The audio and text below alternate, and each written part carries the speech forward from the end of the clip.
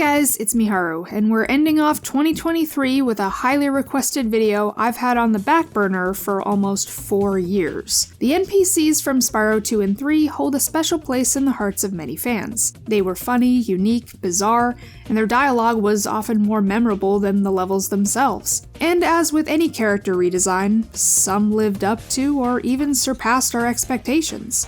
Others didn't. So today, I'm counting down my top 10 level-specific NPCs from the Reignited Trilogy.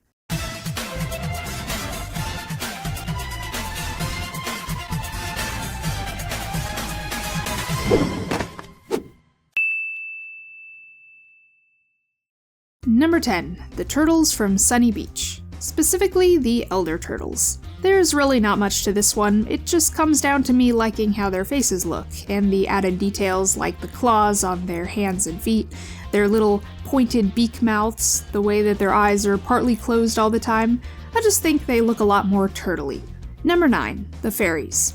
In general. Okay, I'm already cheating a little with this one, but for good reason. The Fairies have some of my favorite new designs out of any of the NPCs, but unfortunately the ones from Spyro 3 specifically, with the exception of Princess Ami, all use the Zoe model. However, the first game, as we know, gave each fairy type a unique design, and Reignited did a wonderful job at making them look cute. I particularly like the short-haired ones from High Caves and these new versions from Crash Team Rumble.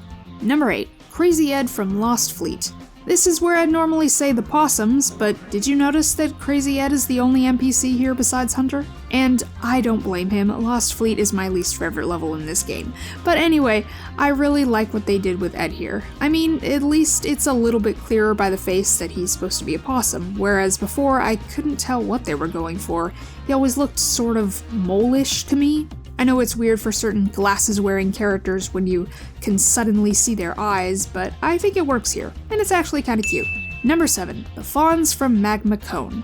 Again, I just think they did a good job at making them seem like basically what they are, male versions of the Fracture Hills Fawns. They still have really simplistic designs and didn't add anything to individualize them, but it's a lot more clear than what we had. If the game hadn't told me they were fawns, I wouldn't have known. I mean, it was already confusing to me as a kid that Elora looked so drastically different from the rest of the girl fawns, but then you get to Magma Cone and you're like, what? Anyway, I just think these guys got an update, even if it is a small one. Number 6. The Satyrs from Fracture Hills. Did you know that in Greek mythology, satyrs are actually supposed to have horse-like features?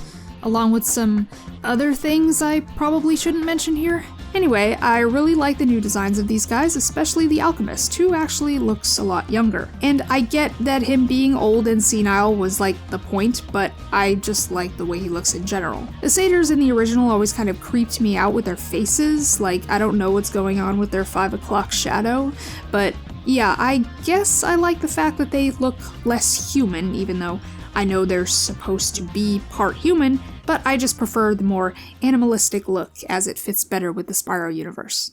Number 5. The Lions from Sunny Villa. Yet another case of me thinking that these guys actually look like what they're supposed to. I know a lot of people probably couldn't tell what they were in the original. Due to the Roman setting and the fact that they had tails, I think I always kind of knew, but they're supposed to be lions. Don't ask me why the males don't have manes or anything, but yeah, I wouldn't be surprised if most people thought they were like teddy bears or something. Another simple but great update. And they're still just as cute, I think. Number 4. The, Purple Villagers from Enchanted Towers. Okay, so these dudes always looked weird to me. I could never tell what they were supposed to be back then. I still can't, and apparently no one else can either. But despite that, there is one particular reason I prefer their Reignited designs. They look like Ratchet and Clank characters. And like, I can't explain why they do, but I look at them and they just do. They give off that vibe. So any Ratchet fans in the comments, let me know if you think this too.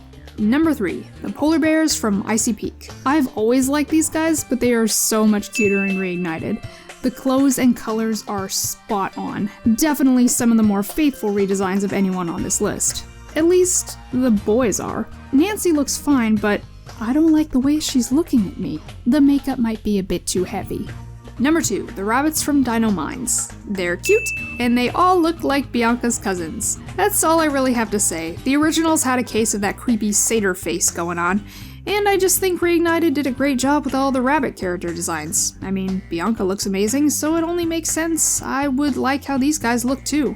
I'm especially fond of Deputy Holiday since his ears are up and it's just adorable. And my number 1 favorite NPC redesign is the mountain goats from Sheila's Alp.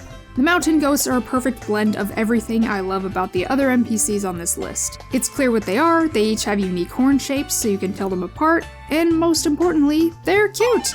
Sure, the concept art is even better, as that even gives them different ear shapes, but even without the extra details, they still manage to be excellent recreations of these iconic Forgotten Worlds inhabitants. And there you have it, my top 10 NPC redesigns from the Reignited Trilogy. Again, if you haven't already seen it, be sure to check out my original list, where my choices are based on personality, voices, and things other than just appearances. It's old, but I still feel the same way about all of them. As always, don't forget to subscribe for more casual gaming content, and I will see you next time. Until then, this is Miharu, signing off.